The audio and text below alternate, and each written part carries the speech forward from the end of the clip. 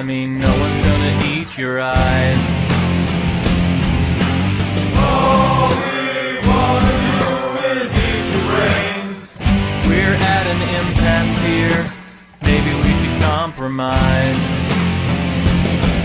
If you open up the door, we'll all come inside and eat your brains.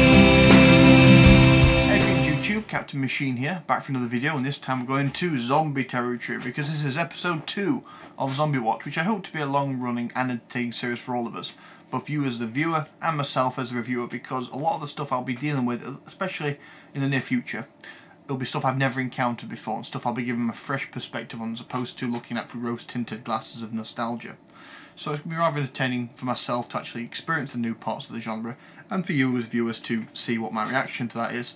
And I hope to develop my style, as it were, and actually get some more interesting shots other than this static view, which is fine for reviewing in general, but it seems that the rest of the YouTube is moving away from that, and I'd like to follow. So, let's get started, shall we? Before we do, however, I must warn you, we'll be talking tonight about Night of the Living Dead, the 1968 George Romero classic, which should be watched in black and white. I don't care who recolorized it. And as such, I am going to spoil it. Now, I have been accused of being a spoil merchant before. In fact, somebody accused me of spoiling a book written in 1920. So, there is a statute of limitation on these things, and I think I've well exceeded it. Although, it is my responsibility to warn you that I will be talking about the plot of this particular movie, and if you do not want to know what it is, or you are one of those people that genuinely don't know what it is, then pause or stop the video, go watch it, and then come back. It's really easy to find. The rights for this movie are all over the place. It's practically in the public domain. I think it actually is in the public domain, so getting hold of it should be relatively easy, cheap, or even free. I believe YouTube probably has a copy of it floating around somewhere as well. So, with further ado, and with all the people that don't want to get spoiled gone, let's get started.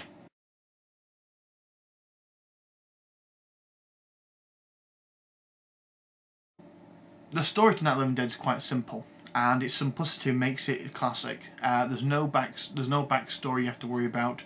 There's no secondary plot line to worry about. It is a very simple point A to point B movie, and a lot of the events and a lot of the themes and such as that appear in this movie become staples of the genre, and repeat ad nauseum because of that. So, although I will try my best to avoid making any direct comments about the sequels or the remakes, to which there are many, unfortunately I'm going to have to cover some ground, and I do apologise about that in advance. The story is about Ben and Barbara. The story actually starts with Barbara, and she's going to a Pennsylvania graveyard with her boyfriend to go see her, well, put flowers on her mother's grave. And she encounters the first zombie of the movie, ironically in a graveyard, although it is the middle of the day at the time, so it's not as spooky as you would think. Although the music does do a fantastic job of ramping up the tension, and this particular zombie actor is all in your face about the whole endeavour. So it does its job well. Sadly, Barbara's boyfriend dies, and she finds herself chased into a Pennsylvania farmhouse where she meets Ben. Now, both Barbara and Ben proceed to border up the house as best they can, and they encounter some of the other survivors of this particular house living in the basement, primarily a young couple and an older couple. Now, I believe his name is, here we go, Harry. Harry is the father of a young girl who is in the basement, and she, it will turn out, has been bitten, but we haven't established this as being a bad thing yet, so no one's the wiser.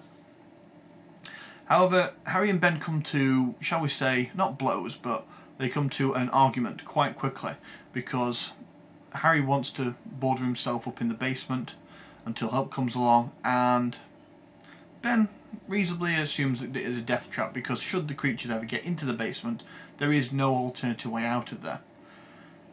And effectively what they're doing is locking themselves into their own grave, because they can't get back out once they get trapped in there.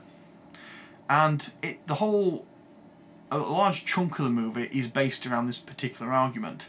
Now, by this point, when all the other cast and characters have started to come into it, the story ceases to become about Barbara, because Barbara, regrettably, either due to lack of direction which I'm hoping is not the case, or bad acting or bad script writing, is rendered to the point of vegetableness, and does tend to spend the majority of the movie, once the rest of the characters are introduced, walking around with a, well, shock, panic, daze about her face.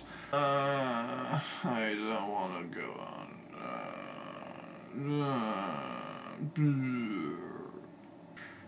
So the story at this point is about Ben and his efforts to control, maintain the situation and come up with an escape plan, because his plan is to get the truck over to the gas pumps just down the road, fill them up with petrol and drive out of there, which is a fantastic idea. It's a great plan.